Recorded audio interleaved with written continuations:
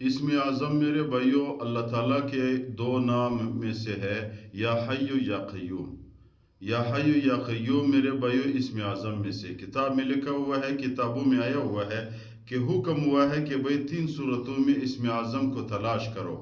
Number 1 سورۃ البقرہ، number 2 سورۃ آل Imran, number 3 سورۃ طٰہٰ۔ ان 3 صورتوں میں اسم اعظم کو تلاش کرو۔ علماء نے میرے بھائی اس پہ بڑا تلاش کیا ہے تینوں صورتوں میں، یا حی یا قیوم اللہ لا الہ الا هو الحی القیوم۔ اللہ سورۃ بقرہ میں آیت الکرسی میں یہ الفاظ موجود ہے، اور اسی طرح سورۃ آل عمران میں بھی حی القیوم موجود ہے، اسی طرح سورۃ طٰہٰ میں بھی الحی القیوم موجود ہے۔ تو علماء فرماتے ہیں کہ الحی القیوم یا حی یا قیوم کا مطلب خاص اللہ تعالیٰ کی طرف توجہ ہوتا ہے۔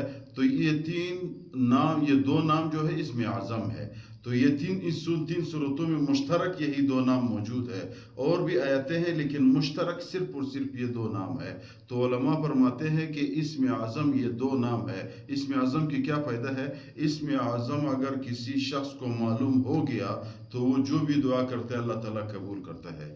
اسم اعظم کے واسطے جو بندہ اللہ تعالیٰ سے جو بھی حاجت مانگتا ہے اللہ تعالیٰ اس کو پورا کرتا ہے۔ کیسا؟ مثال کے طور پر ایک بندہ کہے یا اللہ یا حی یا قیوم، اے میرے رب حی اور قیوم رب، اس پاک نام کے واسطے، اس پاک نام کی طاقت کے واسطے میری فلان حاجت کو پورا کرے، فوراً اللہ تعالیٰ پورا کر دیتا ہے۔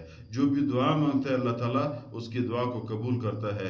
جو بھی پریشانی دشمنوں کی شر آ جاتا ہے، یہ نام پڑھنا شروع کرے اللہ تعالیٰ انسان کو اس سے محفوظ کر لیتا ہے۔ تو علماء کے اس چیز پہ فرماتے ہیں کہ بھئی مشکلات کے حل کے لیے، مصائب تکالیف بیماریاں دور کرنے کے لیے یا حی یا قیوم پڑھا۔